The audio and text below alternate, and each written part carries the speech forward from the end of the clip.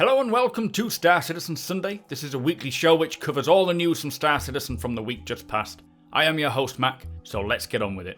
This week we see the latest on the Vanguard Variants, plus updates coming to the GPU particle system and how this impacts the game. So this week we are kicking off with a show called Inside Star Citizen, which is kind of ATV but renamed. This will involve interviews with devs, demos of the latest game systems which are in development, and semi-regular updates on sprints. They kicked off by looking at the new particle lighting model. This is a GPU particle system using decoupled lights which will replace the old CPU system. The new system has new features which allows more visual quality and improved performance.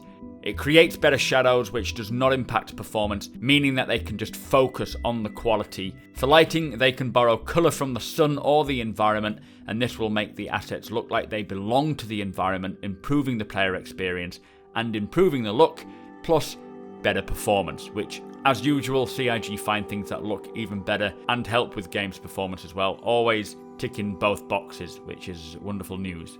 We got to see a look at the revamped Vanguards. They have set up an area for component placement, which is behind the pilot seats. There are slots for the power plant, the coolers, the shields, and under the retractable stairs fits the radar as well. The Warden has been revamped with a service station and bathroom, plus a gantry, a cool gun rack and armory as well that can be pulled out. The Harbinger is your torpedo ship with space for crew, similar to the Warden, but with a torpedo bay which the crew will actually see the torpedoes being fired and reloaded as the pilot launches them. And finally, for the Hoplite, this is your dropship variant which has more room for weapons, more of an armory, plus space for heavy weapons as well. They are building the Vanguard pods to be modular and interchangeable, so you buy one and then you can just buy the battlefield upgrade kits and swap them in and out. Next up is looking at the telemetry that they have updated on the telemetry page, which provides feedback for players and their performance. They've added loading times, which includes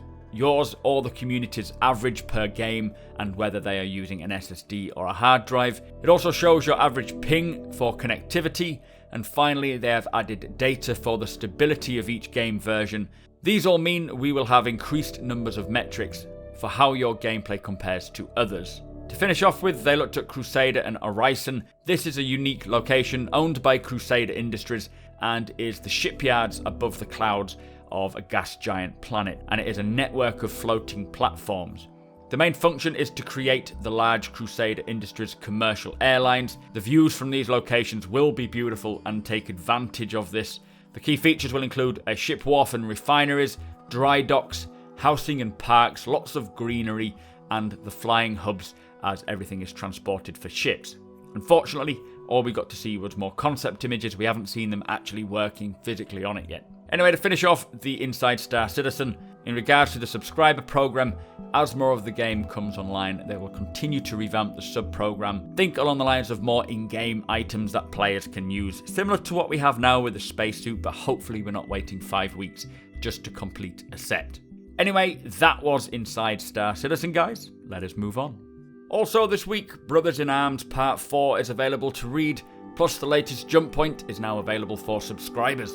So this week's Reverse the Verse was kind of a rough playthrough of Twitch's mission with Jared, Detox, Ubernerd and Nerd Show and Tell, plus a couple of the developers who put this mission together. I'm only going to tell you a few things that they mentioned that was worth pointing out. There wasn't a great deal of information here, but they did mention there will be more entrances to the underground facilities, which I think is a good idea, having multiple ways to get in and out. They also want a little more variation in missions, like with Pacheco loaning you a ship. It would be nice if, say for example, Recco Battaglia wanted you to complete a mining mission and then maybe lent you a prospector, and then you need to mine X amount of a particular mineral. This will give players the option to try new mechanics as well, and I was pleasantly surprised when I found out in Twitch's mission that you get given a ship, because a lot of people only have single-seater ships, and having the option to take a cutlass, for example, is very useful.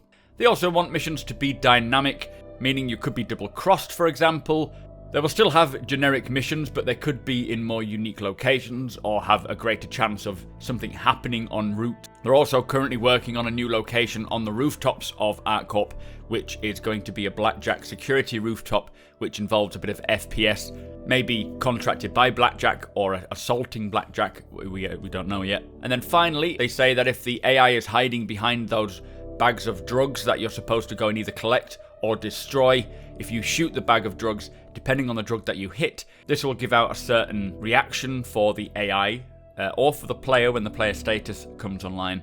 But things like they say, if you hit the blue powder, it could rage the AI, which then would allow them to take more bullets without going down.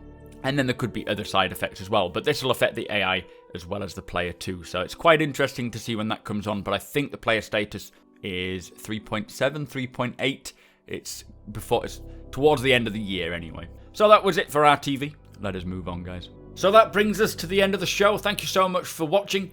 Be sure to hit that subscribe button so you don't miss a video. Hit that thumbs up if you enjoyed it, and share the video with all your friends. If you like what I do and want to help me make it better, follow the link below to my Patreon page to learn more.